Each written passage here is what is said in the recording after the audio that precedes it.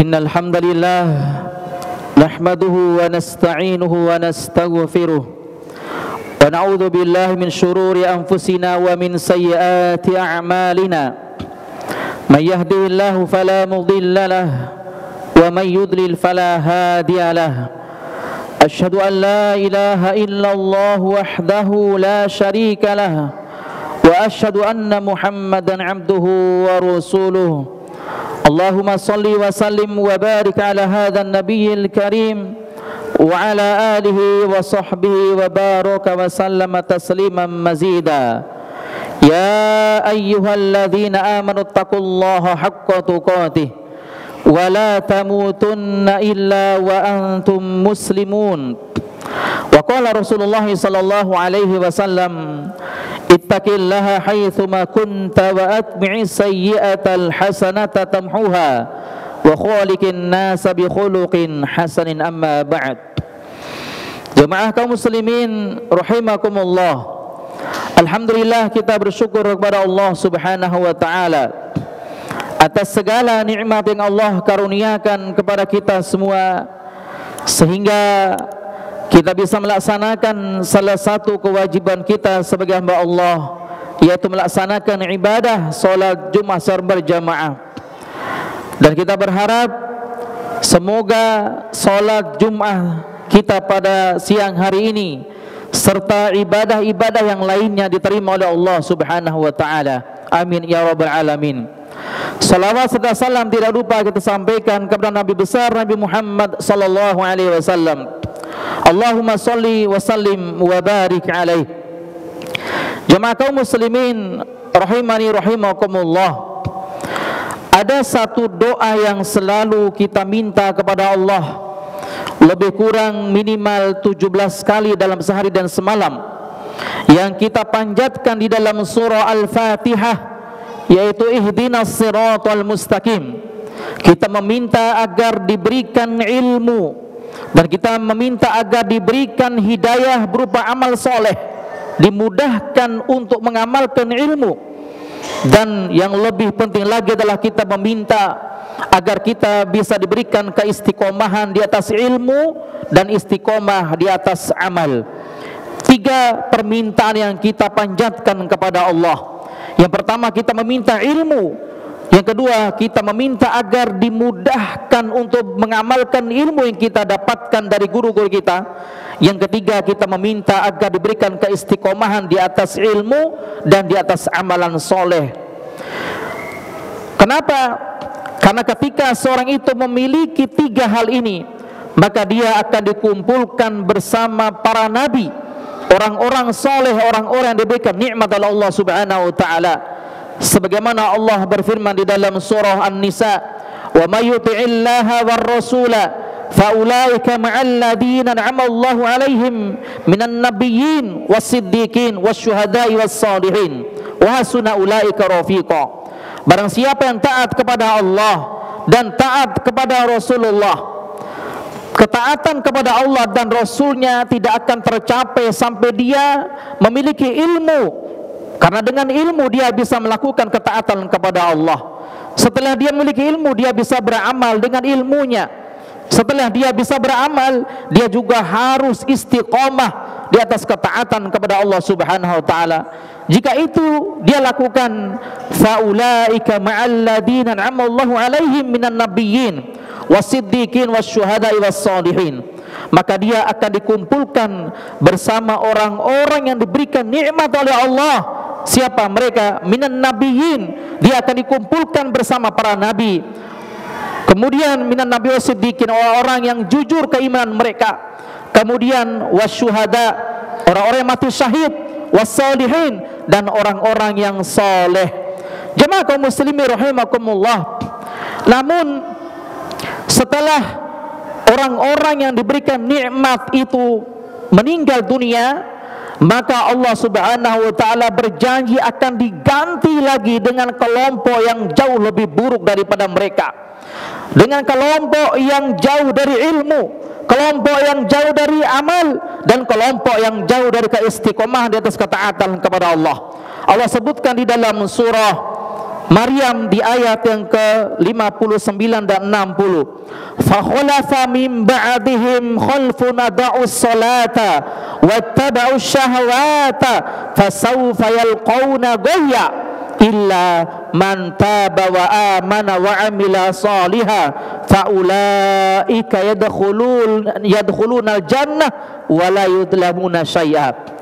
Maka akan datang pengganti setelah mereka. Siapa mereka di sini? Syekh Asy-Syinkiti rahimahullah di dalam kitabnya Adwa'ul Bayan fi Idha'il Qur'ani bil Qur'an menyebutkan bahwa raji'un ilan nabiyyin al-madhkurina fi qouli ta'ala, yaitu dikembalikan kepada para nabi serta orang-orang yang diberikan nikmat oleh Allah Subhanahu wa taala. Maka setelah mereka meninggal dunia akan diberikan pengganti yang sangat-sangat buruk dari Allah Subhanahu wa taala. Siapa mereka? Ada dua kelompok sebagai ganti mereka yang mendapatkan nikmat Allah Subhanahu wa taala. Dan mudah-mudahan kita yang ada di masjid ini tidak termasuk dua kelompok yang sangat-sangat buruk sebagai pengganti orang-orang diberikan nikmat oleh Allah Subhanahu wa taala. Yang pertama, kata Allah adalah adha'us salata, mereka yang mengabaikan salatnya. Siapa mereka mengabaikan salatnya? Para ulama tafsir berbeda pendapat di dalam menafsirkan orang-orang yang mengabaikan salatnya. Syekh Asy-Syinkiti rahimahullah di dalam kitabnya Adwa'ul Bayan menyebutkan beberapa riwayat dari para ulama salaf. Di antaranya sahabat yang mulia Ibnu Abbas radhiyallahu anhu.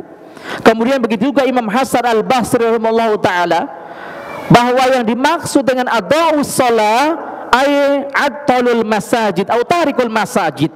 Yang dimaksud dengan mengabaikan salat adalah mereka yang meninggalkan masjid Allah Subhanahu wa taala. Ketika mendengarkan azan, mereka lebih baik salat di rumah daripada datang ke masjid, kecuali untuk salat berjamaah di masjid kecuali mereka untuk salat Jumat barulah mereka datang ke masjid. Tapi untuk 5 waktu yang menjadi kewajiban mereka, mereka lebih baik sholat di rumah mereka masing-masing. Inilah orang yang termasuk meninggal, yaitu mengabaikan sholat. Jemaah kaum muslimin rahimakumullah, padahal Nabi SAW menyebutkan di dalam hadis yang diriwayatkan Imam Hakim di dalam kitab Al-Mustadrak dari sahabat Abu Hurairah radhiyallahu an, man sami'an la salata li jaril masjid illa fil masjid. Tidak ada salat bagi tetangga masjid kecuali di masjid. Begitu juga Imam Ibnu Hajar Al-Haythami dalam kitabnya Majmu'uz Zawaid. Nabi sallallahu alaihi wasallam bersabda, "Man sami'an nidaa falam yati fala salata lahu illa bi'udhurin."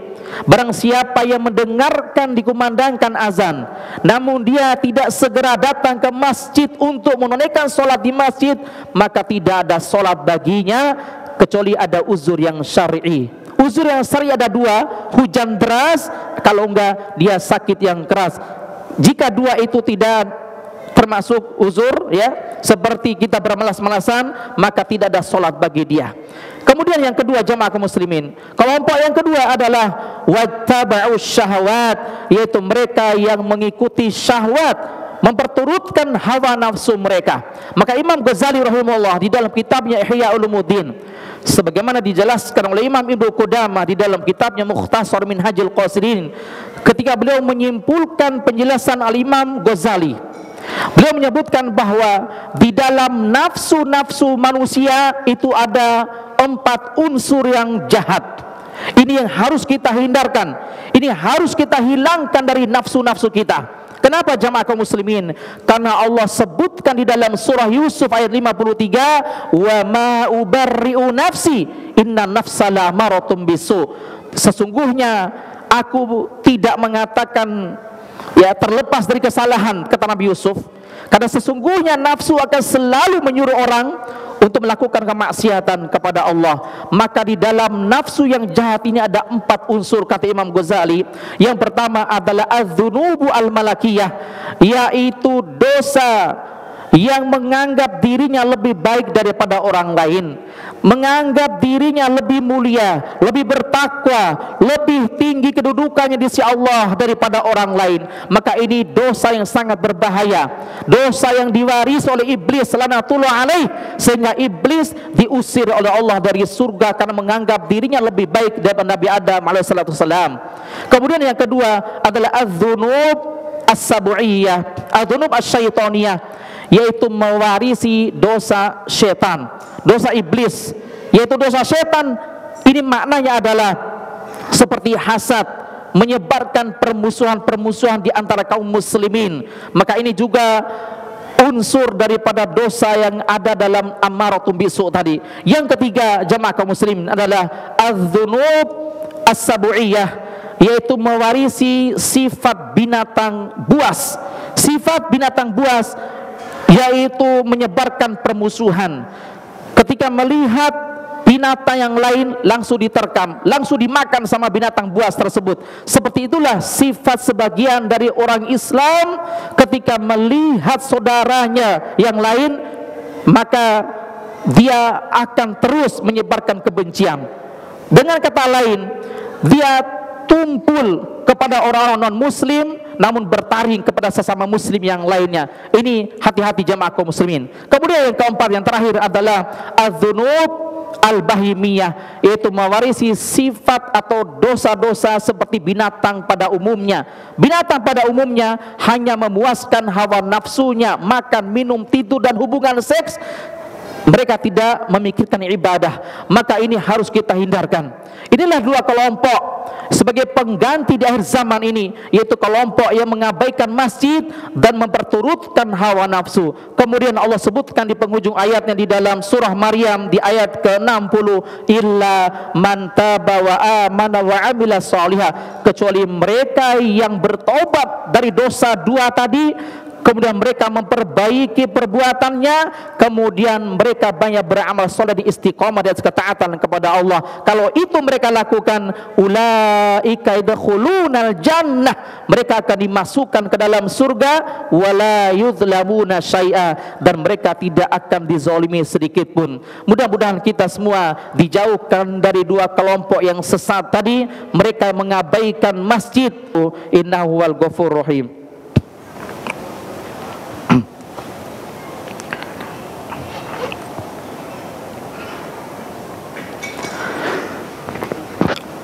Alhamdulillah hamdan katsiran thayyiban mubarakan fihi kama yuhibbu rabbuna wa yarda. Asyhadu an la ilaha illallah wahdahu la syarikalah wa asyhadu anna Muhammadan abduhu wa rasul, amma ba'd. Jamaah kaum muslimin rahimani rahimakumullah. Al-Imam Ibnu Qayyim menyebutkan di dalam kitabnya Al-Fawaid bahwa ketika beliau menafsirkan ayat fa idza faragta fansab, faida farokta fansob, kata Ibnu Qayyim al-Jauziyah rahimahullah ta'ala mengatakan, jika manusia tidak berada di atas ketaatan kepada Allah, maka pasti dia akan memperturutkan hawa nafsunya untuk melakukan kemaksiatan kepada Allah Subhanahu wa taala. Maka kita jamaah kaum muslimin tergantung diri kita. Kita bisa menundukkan nafsu kita atau nafsulah yang menundukkan diri kita. Kita berdoa kepada Allah Subhanahu wa taala, semoga Allah memberikan keistiqomahan kepada kita, dan kita juga berdoa untuk saudara-saudara kita di Palestina, mudah-mudahan mereka mendapatkan pertolongan dari Allah Subhanahu wa taala. Allahumma shalli ala Muhammad wa ala Muhammad kama shallaita ala Ibrahim wa ala ali Ibrahim innaka Hamidum Majid. Allahumma ighfir lil muslimina wal muslimat wal mu'minina wal mu'minat الأحياء من والأموات برحمتك يا أرحم الراحمين. اللهم أعز الإسلام والمسلمين وأذل الشرك والمشركين أعداءك وأعداء الدين. اللهم شتت شملهم ومزق جمعهم وزلزل أقدامهم وألق في قلوبهم الرعب إنك على كل شيء قدير. اللهم انصر المسلمين المستضعفين في غزة. اللهم انصر المسلمين المستضعفين في فلسطين. اللهم انصرهم نصرا عزيزا. اللهم أعد مسجد الأقصى إلى رحاب المسلمين. اللهم أعد مسجد الأقصى إلى رحاب المسلمين. Allahumma ja'al hadzal balada Indonesia baladan amina. Allahumma ja'al hadzal balada Indonesia baladan amina warzuq lahu minats thamarati man amana minhum billah wal yaumil akhir bi rahmatika ya arhamar rahimin. Allahumma asli wulata umurina Indonesia. Allahumma asli wulata umurina Indonesia. Allahumma asli wulata umurina Indonesia walisairi biladil muslimin. Rabbana atina fid dunya hasanah wa fil akhirati hasanah wa qina adzaban nar. Wa sallallahu ala nabiyyina Muhammadin wa ala alihi washabihi wa barik wa sallam wa da'wana alhamdulillahi rabbil alamin. Aqimus shalah.